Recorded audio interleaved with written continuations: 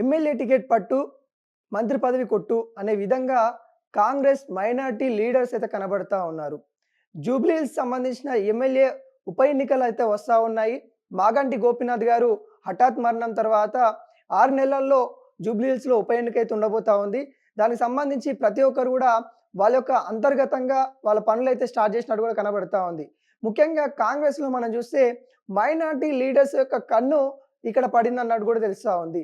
ఒకవైపు మొన్న 2023లో ఎలక్షన్స్‌లో మాజీ క్రికెటర్ అజరుద్దీన్ గారు మరి ఓడిపోవడం జరిగింది. తను చాలా కష్టపడినప్పటికి కూడా తను ఓడిపోవడం అయితే జరిగింది. ఆ స్థానం నాకే కావాలని తను అంటా ఉన్న తరుణం కనబడతా ఉంది. మరొక వైపు నాంపల్లి ఇన్ఛార్జిగా ఉన్న ఫిరోజ్ ఖాన్ గారు వారు కూడా ఏదైతే గ్రేటర్ హైదరాబాద్‌లో మైనారిటీలకి మంచి స్థానం కల్పించాలి. ఏదైతే జూబ్లీస్ సంబంధించిన టికెట్ నాకు ఇవ్వాలి. ఇస్తే నేను గెలుస్తాను. మంత్రి పదవి కూడా నాకు వస్తుంది అన్నట్టు కూడా తను కూడా ఆశ వ్యక్తం చేస్తా ఉన్నారు. కాంగ్రెస్ వర్గంలోనే మైనారిటీ వాళ్ళకి ఇవ్వాలి అన్నట్టు కూడా ప్రధానంగా వినిపిస్తా ఉంది. మైనారిటీ లీడర్స్ కూడా వాళ్ళ యొక్క గ్రౌండ్ వర్క్ కూడా స్టార్ట్ చేస్తా ఉన్న తరుణం కనబడతా ఉంది. మొన్న చూసాము మన ప్రెస్ ముఖంగానే ఫిరోజ్ ఖాన్ అన్న మాటలకి 2023లో ఓడిపోయిన అజరుద్దీన్ గారు తను కూడా స్పందించడం అయితే జరిగింది. లేదు లేదు టికెట్ నాకే ఇయ్యాలి. ఫిరోజ్ ఖాన్ మాట్లాడిన తర్వాత తను స్పందించడం జరిగింది. టికెట్ నాకే ఇవ్వాలి. నేను గతంలో చాలా కష్టపడిన ఓడిపోయాను. ఇప్పుడు గెలుస్తాను అన్నట్టు కూడా తనైతే ఆశావహుతి వ్యక్తం చేస్తా ఉన్నారు. ఒకవైపు బీఆర్ఎస్ కూడా ప్లాన్ చేస్తా ఉంది. పీజేఆర్‌ని కొడుకును నిలబెట్టాలన్న తరుణంలో అయితే కనబడతా ఉంది. మరి చూడబోవాలి మైనారిటీ సంబంధించిన లీడర్స్ కాంగ్రెస్‌లో అలర్ట్ అయితా ఉన్నట్టు కూడా కనబడతా ఉంది.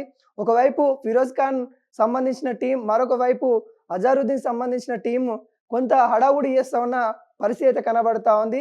ఇక్కడ ఎవరు కూడా ఒకవేళ మైనారిటీలకి ఇస్తే మటుకు కాంగ్రెస్ పార్టీ టికెట్ మైనారిటీలో ఇస్తే వరకు ఇక్కడ మంత్రి పదవి కూడా వాళ్ళకి వచ్చే పరిస్థితి అయితే కనబడతా ఉంది. మంత్రి పదవి కోసమైనా పైరవులు చేస్తా ఉన్న లీడర్స్ అయితే మనకైతే కనబడతా ఉంది. ఇప్పటికే పలువురైతే మరి స్పందిస్తా ఉన్నారు. ఇంతకుముందు పిసిసి అధ్యక్షులైన మహేష్ కుమార్ గౌడ్ కూడా మాట్లాడడం అయితే జరిగింది. ఇప్పటివరకైతే కాంగ్రెస్‌కి ఒక సిద్ధాంతం ఉంటుంది. ఆ సిద్ధాంతం ప్రకారమే మేమైతే టికెట్లు ఇస్తాము. ఇప్పటివరకు ఎవరికీ కేటాయించలేదు.